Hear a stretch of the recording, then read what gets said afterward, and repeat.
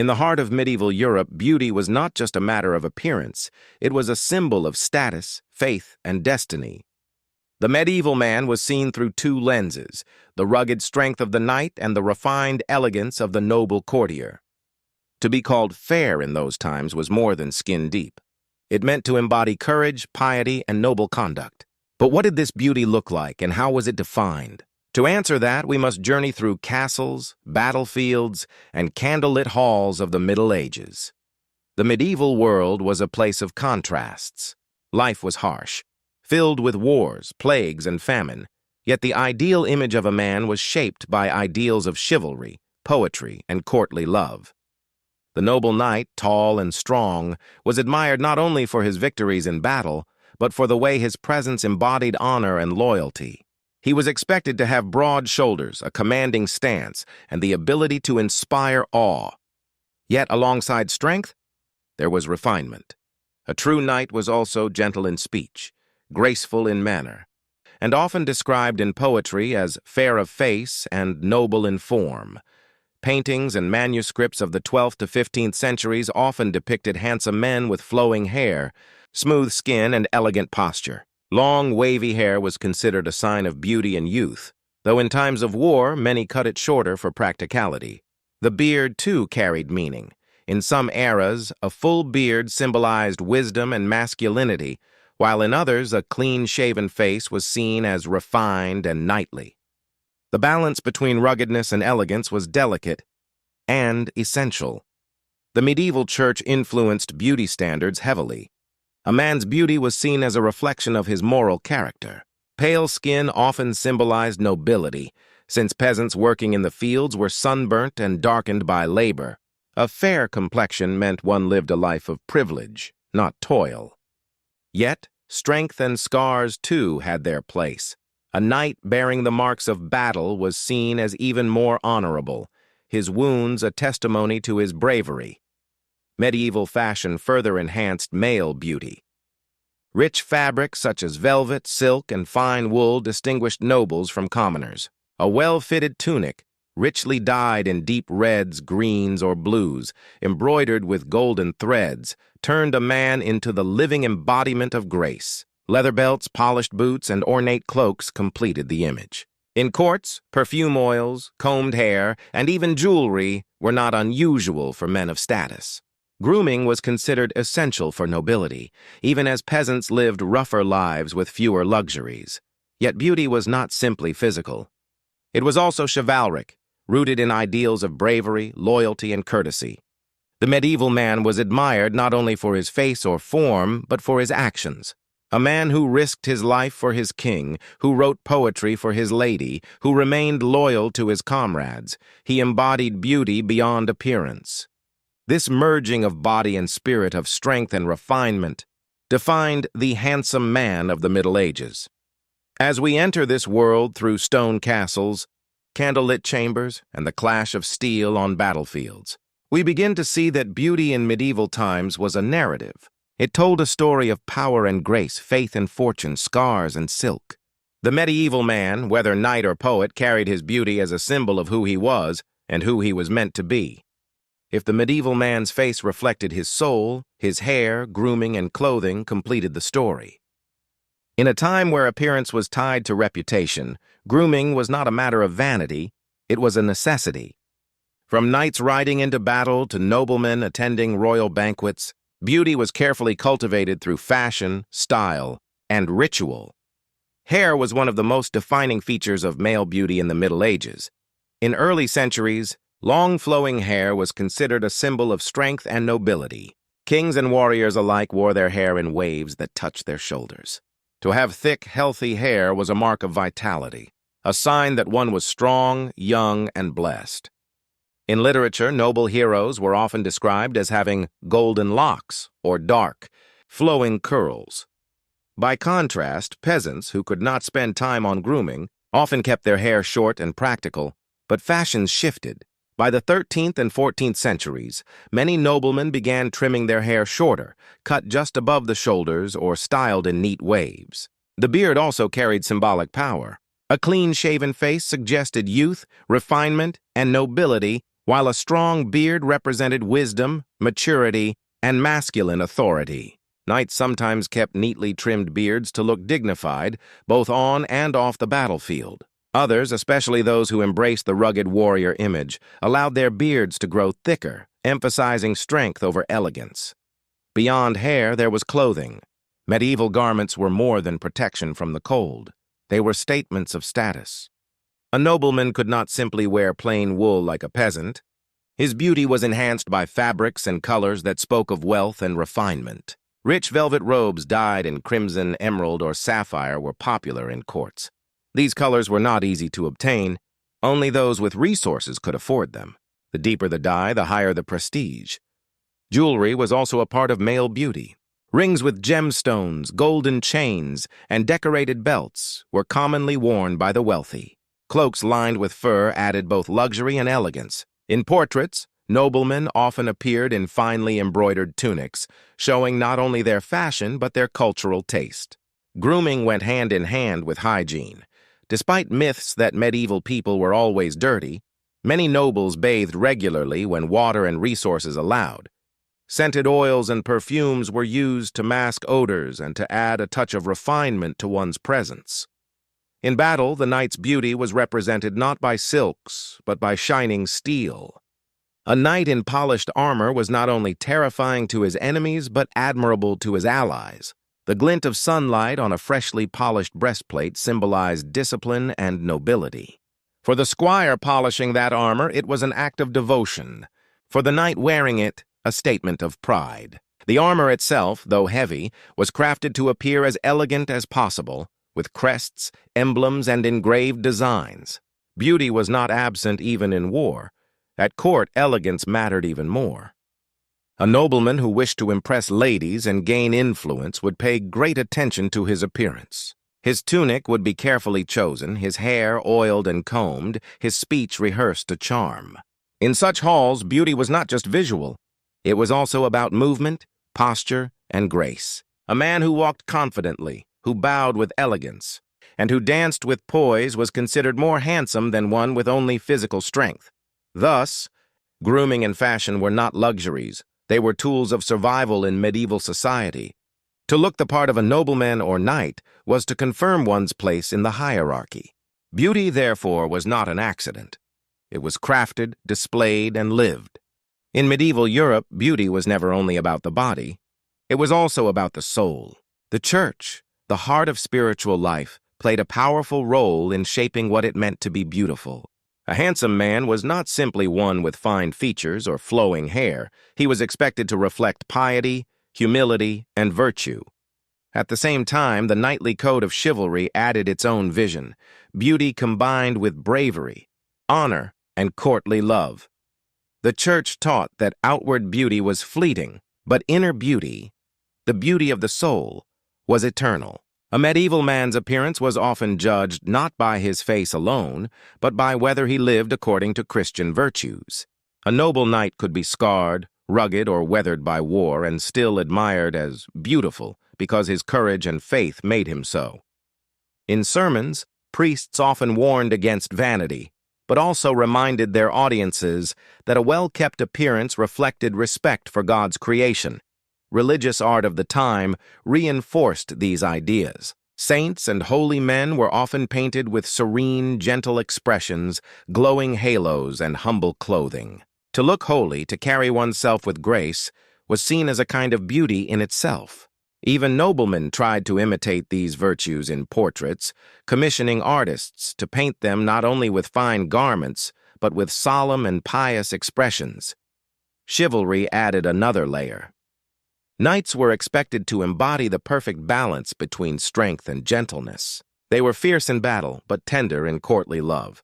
The beautiful knight was one who bowed respectfully to a lady, spoke with eloquence, and showed mercy to his enemies. To be considered handsome in this culture meant to be brave, but also noble, courteous, and loyal. Poems and ballads described knights as fair and bold, emphasizing both appearance and character. The tales of King Arthur and his knights illustrate this perfectly. Lancelot, for example, was not only admired for his skills in battle, but also celebrated for his noble appearance and passionate loyalty to Queen Guinevere. Beauty, in such stories, was inseparable from the ideals of love, devotion, and sacrifice. At tournaments, beauty was also on display. Knights wore armor not only for protection but also for spectacle. Their crests, colors, and emblems declared their family pride and personal honor. To ride into a joust with gleaming armor, a well-bred horse, and a confident posture was as much a performance of beauty as it was of skill. Crowds admired the spectacle, and ladies in the stands often awarded tokens, scarves, ribbons, or flowers to the knight they considered most handsome and honorable. Thus, medieval male beauty was more than just the shape of the jaw or the color of the eyes. It was about living a life of courage, faith, and service. A knight who prayed before battle, who spared a defeated opponent, who dedicated his victory to a lady or to God. This man was the true image of beauty in the medieval imagination. For the medieval man, beauty was not merely worn on the face. It was carried in the heart, displayed in action, and remembered in legend.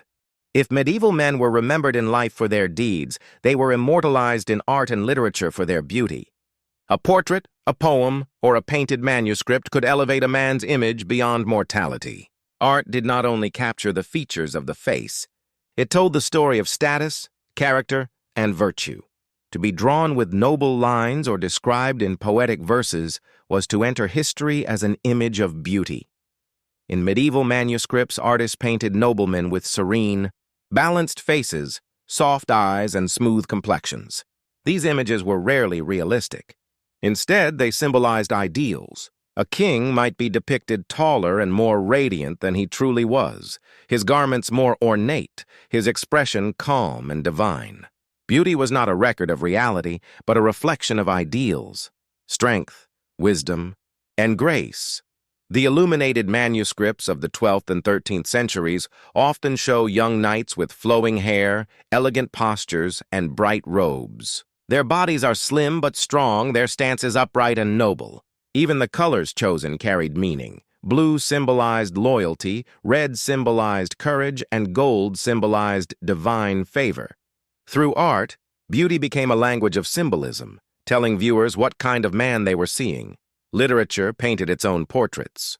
Courtly poets celebrated the fair knight and the noble lover in verses of romance and chivalry. Geoffrey Chaucer's Canterbury Tales described squires as youthful, handsome, and full of energy, singing, dancing, and charming with words. The Arthurian legends gave us figures like Lancelot and Gawain, who were praised not only for bravery, but also for their handsome presence. These knights embodied the union of physical beauty with noble conduct. Poets often described men's features with almost divine imagery. A knight's eyes might be compared to stars, his hair to threads of gold, his stature to the strength of oak trees. These comparisons lifted beauty to something eternal, beyond the ordinary. Even scars from battle could be romanticized as signs of valor, making a man more attractive, not less. In visual art, sculptures and tapestries extended this vision. Stone effigies of knights on tombs showed them lying peacefully with calm faces, hands folded in prayer, armor perfectly carved.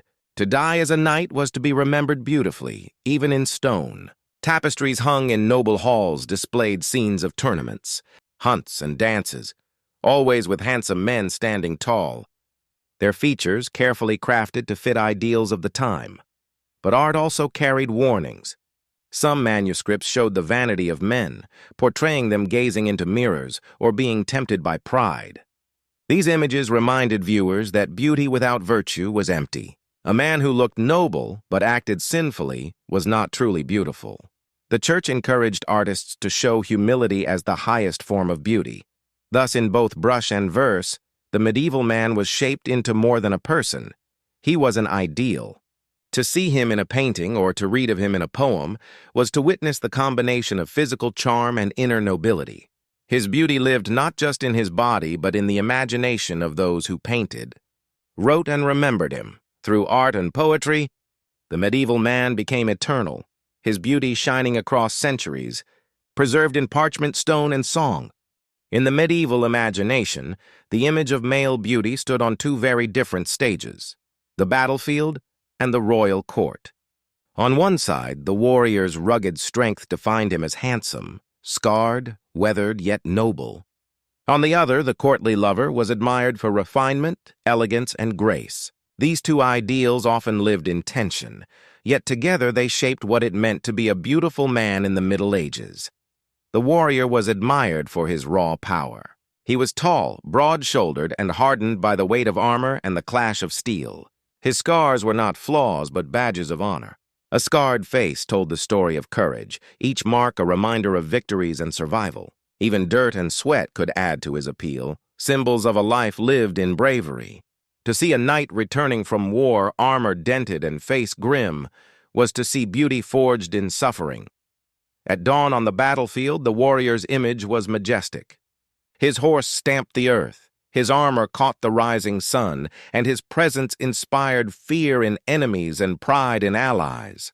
In songs and stories, bards described such men as bold and strong, fair in battle.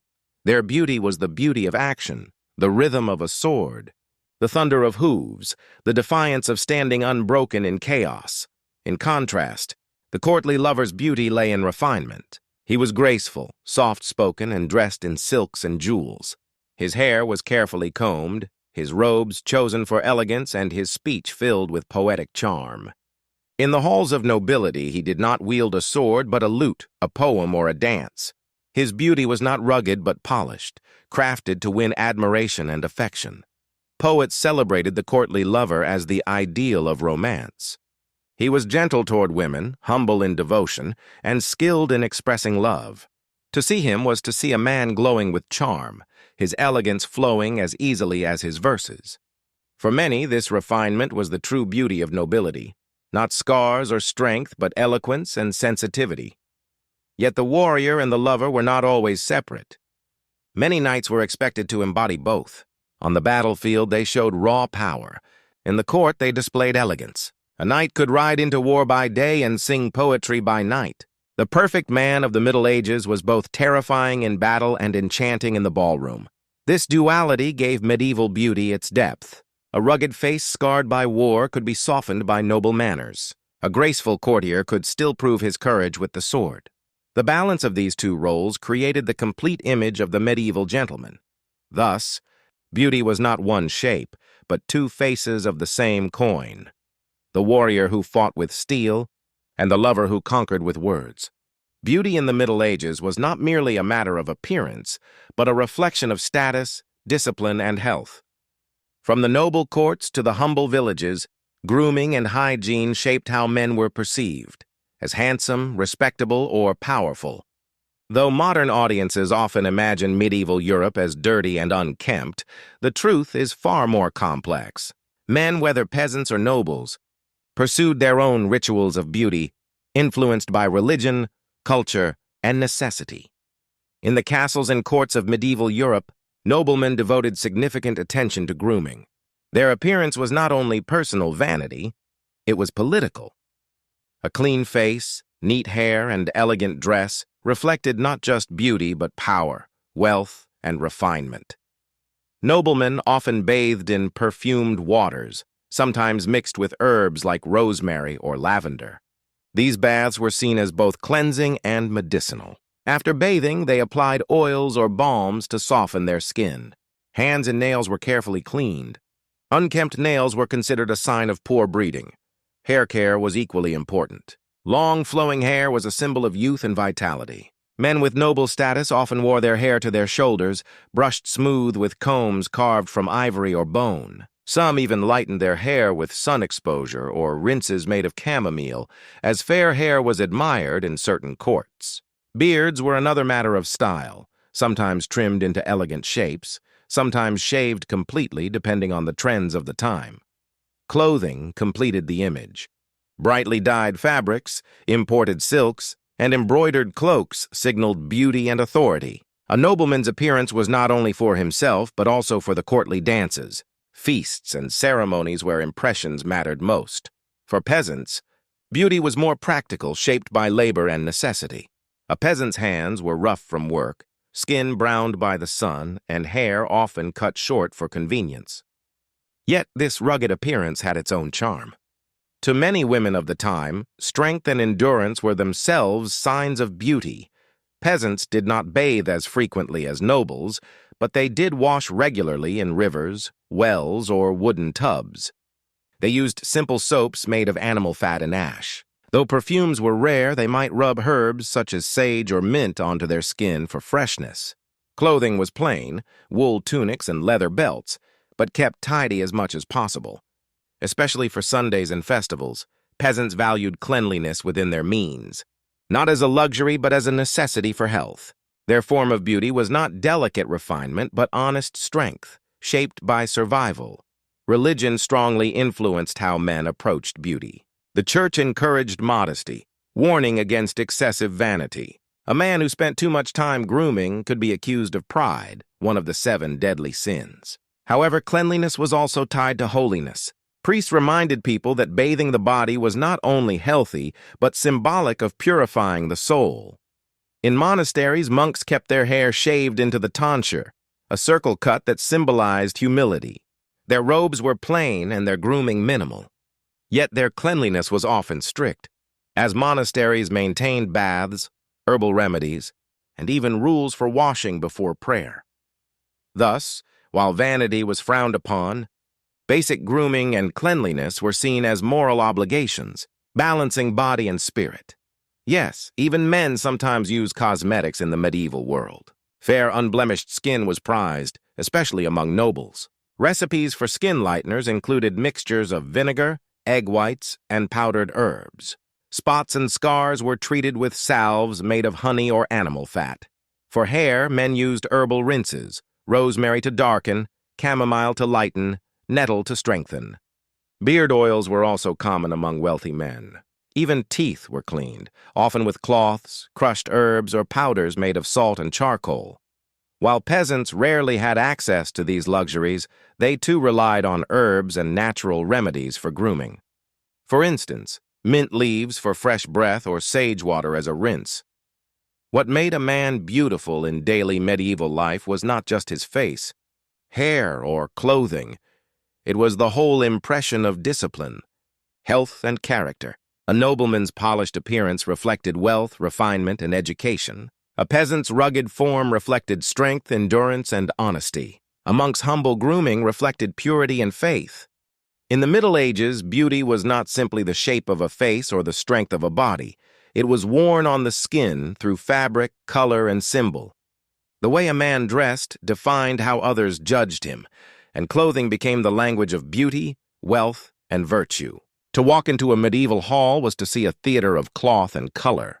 Every thread told a story of power, of refinement, of sacrifice, of ambition. A nobleman stepping into the court was never just a man. He was an image, carefully constructed. His tunic might be made of silk brought from the east, shimmering in the dim candlelight of a great hall. Around his shoulders, a cloak dyed deep crimson, a color reserved for the wealthy, for red dyes were costly and rare. On his fingers, golden rings glittered, some bearing precious stones carved into religious symbols or family crests. His belt was not merely to hold his sword, it was a decorated piece of status, with silver clasps and embroidered patterns. To look upon him was to see beauty in fabric, each detail like poetry woven in cloth. But clothing was not only wealth, it was identity. In the 12th century, sumptuary laws began to emerge, dictating what classes could wear. A peasant could not dress like a noble, for his beauty was not in luxury, but in simplicity. His tunic was coarse wool, his cloak plain, his shoes leather-worn and patched. Yet even here beauty existed. The strength of his body carried his clothing with dignity. His garments bore the mark of labor, yet in festivals he too transformed. He might wear his cleanest woolen tunic, freshly washed, with a colored sash dyed with herbs. On holy days, even peasants tried to show beauty in dress, for to appear before God and community untidy was shameful. Colors themselves carried meaning. Blue, costly to produce from imported lapis, symbolized loyalty and faith. Red meant power and courage. Green was youth and fertility. Black, though difficult to dye, became a mark of authority and later of solemnity. A man's clothing was a silent voice. Without words, he could declare himself brave, pious, young, or noble. To be beautiful was to know how to dress with meaning. The warrior, returning from battle, shed his armor to reveal garments beneath. His underclothes were plain linen, but his surcoat might bear the emblem of his house, a lion, a cross, or a fleur-de-lis. The heraldic symbols on clothing were more than decoration. They were marks of honor. A scarred face and a torn surcoat embroidered with a family crest could be more beautiful to the medieval mind than polished perfection. Beauty here was inseparable from valor, and valor was stitched directly into the fabric of a man's attire. Clothing also carried sensuality. The courtly lover wore soft fabrics, close-fitting tunics that shaped the body, sleeves that extended long and flowing like ribbons of elegance. In the halls of nobility, to be handsome was to appear graceful, and the movement of clothing was part of this grace. A man's beauty lay not only in his skin, but in the way his garments flowed when he walked, the way the sleeve brushed lightly as he bowed, the glimmer of embroidery in firelight as he played the lute. Yet, all this beauty came at a price. For many, fashion was suspicion. The church warned against excessive vanity. Priests preached that men who clothed themselves too richly risked the sin of pride. A man was expected to balance beauty with humility. Thus, even nobles were careful. Behind jeweled rings and velvet tunics, they were urged to show modest gestures, as if their beauty was only a reflection of God's blessings. And still, the poetry of clothing persisted. We imagine the medieval world as dark and muddy, but in truth it was alive with color, texture, and style. Beauty was everywhere. In the faded tunic of a farmer at the village dance, in the velvet robes of a duke in his hall, in the golden embroidery of a bishop's robe during procession. Every man was dressed in meaning. His beauty was never naked, but clothed in the symbols of his age. In the quiet candlelit halls of monasteries, in the verses sung by troubadours, and in the painted margins of illuminated manuscripts, the image of the beautiful man lived not only in flesh, but in imagination. The medieval mind shaped beauty in words and art, weaving it into myths of knights and saints, heroes and lovers. To speak of a handsome man in those centuries was to summon more than his face. It was to call upon poetry, virtue, and allegory. In literature, the beautiful man was not only admired for his body, but for the soul that shone through it. Troubadours sang of knights with golden hair flowing like sunlight, their faces fair as spring mornings, their eyes clear as rivers, their voices gentle yet firm. Such descriptions were not random but symbolic. Hair like gold meant purity and nobility. Eyes like rivers spoke of depth and honesty. A clear face represented innocence untouched by sin. These ideals were poetic codes, teaching the listener what qualities were desirable not only in beauty, but in character. The knight in romance tales was always both strong and graceful. His body was broad-shouldered and tall, yet he bowed with humility. His beauty was not prideful but reverent. To ride into battle, he wore armor that glittered like the sun, but when he entered a lady's chamber, he wore silks that spoke of gentleness. In poetry, he was described as a balance, fierce in war, tender in love. The medieval imagination adored this paradox, for a man who could conquer with sword and with song was considered the highest form of beauty. Artists, too, sought to capture this ideal. In stained glass windows, saints were often painted with serene faces, delicate features, and flowing robes. Their beauty was a symbol of their holiness, not vanity. The young Christ was shown with calm, symmetrical features embodying divine perfection. Angels, often drawn with youthful male faces, carried the medieval image of purity and strength combined. Even kings commissioned paintings that showed them not just as rulers, but as embodiments of noble beauty. Tall, handsome, dressed in robes of gold, their very posture a declaration of grace. The courtly lover was another image of beauty in literature and art. He was slim, his movements elegant, his speech laced with poetry. He carried flowers, not weapons, and his beauty was defined by the emotions he evoked. To be pale was considered attractive, for it symbolized refinement, the sign of a man who lived in halls, not fields. To have soft hands was desirable, for they were hands that held quills and lutes, not plows. His beauty was in his delicacy, the fragile grace that set him apart from the rugged men of labor. Yet medieval art did not forget the rugged beauty of labor and war. Epic poems described warriors as beautiful in strength, their scars marks of glory, their sweat the dew of courage. In illustrated manuscripts, kings were drawn with beards that gave them power, their bodies wrapped in armor that gleamed like light. In sagas and legends, heroes were handsome not because they were soft, but because they embodied courage that could not be broken. Their beauty was not delicate but terrible, the kind of beauty that inspired awe and fear. Between these two images, the courtly lover and the rugged warrior, lay the full spectrum of medieval male beauty. Art and literature loved both, weaving them into stories that survive even now. The lover sang of devotion, kneeling at the feet of a lady. The warrior raised his sword under banners, his presence like thunder. One conquered hearts, the other conquered lands. Both were called beautiful, and both images shaped the medieval imagination. Religious writings added yet another layer. Monks described saints with bodies glowing in light, faces untouched by time, eternal beauty gifted by God. Beauty here was not human vanity, but divine grace. To look beautiful was to reflect heaven. Painters echoed this in manuscripts, giving their holy figures symmetrical faces and luminous skin, clothing them in radiant colors. In such works, male beauty became the language of salvation itself. This poetic and artistic image of the medieval man has survived centuries. We still imagine the knight in shining armor, his noble face glowing in sunlight. We still remember the pale, courtly lover, whispering verses by candlelight. And we still see the saintly figure in stained glass, serene and flawless. The medieval age carved these images so deeply into story and art that they became eternal.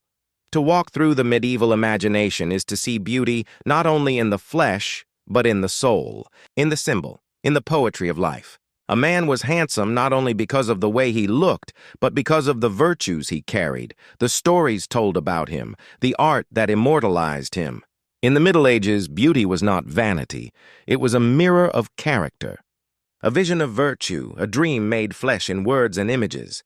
And so, when we speak today of medieval beauty, we are not speaking of one face or one body. We are speaking of an idea, the fusion of courage and gentleness, of strength and grace, of humanity and divinity. A man was beautiful because he embodied all these together, and through poetry and art, his image became. The story of medieval beauty does not end in a face, or in a robe, or in a scar. It lives across centuries as an idea, shaped by battlefields, whispered in poems, painted in manuscripts, and preserved in stained glass. To understand what it meant to be beautiful in those distant centuries is to step into a world where appearance was never shallow. It was symbolic, moral, and eternal. The medieval man's beauty was an image that belonged to both the body and the soul. On the battlefield, beauty was raw. The knight astride his horse, armor glinting under a blood-red sky, was not handsome in the modern sense. His face was scarred, his hands calloused, his hair tangled by wind and sweat. Yet, to the medieval eye, this was the highest form of beauty, the body made sacred by courage. A dented helmet was more precious than polished gold, a scar on the cheek more honorable than smooth perfection. This rugged beauty told stories of loyalty, of endurance, of a man who carried the weight of his people and his faith upon his shoulders. He was beautiful, not because he was untouched, but because he bore the marks of struggle. In the courts, beauty spoke another language. The nobleman, dressed in silks embroidered with threads of gold, his hair brushed to his shoulders, his fingers glittering with jewels, embodied refinement. His movements were studied, his voice soft, his words chosen like poetry.